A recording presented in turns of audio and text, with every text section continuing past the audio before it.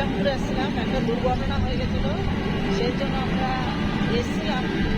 তো আমি তোমাদেরকে দেখাতে পারছি না, তোমাদেরকে পরে আমি ভিডিওটাতে বলছি। বাড়ি যাই, এখন আমি শিলিগুড়িতে যাচ্ছি ইসলামপুর থেকে। তো পরে আমি তোমাদেরকে জানাচ্ছি কি ঘটনা, একটা দুর্ঘটনা ঘটে গেছে। গাড়িতে চলে আছি।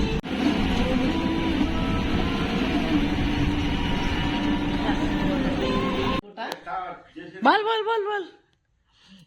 এখন আমরা চলে আসলাম ইসলামপুর থেকে।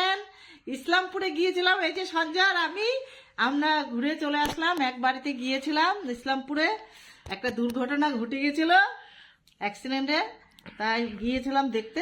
কি করে ঘটছিল বললো বন্ধুদেরকে হয়েছে, মানে রাস্তায় এপার ওপার হচ্ছিল, কীর্তন হচ্ছিল, নাম কীর্তন।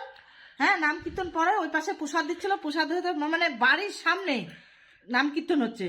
বৃদ্ধ মানুষ না তো বয়স্ক মানুষই তো, যাই হোক মানে চলতে পারতেছে তো, কীর্তন শুনতে শুনতে যায়, ওই পার হয়ে প্রসাদ খেতে যায়, এক বাইক এসে মেরে দিয়েছে। আর সাথে সাথে উনি একদম এমন আহত করেছে, হাত পা ভেঙে টেঙে একদম মাথা টাথা। শিলিগুড়ি সাথে আনন্দলোকে নিয়ে আসতে আসতেই শেষ।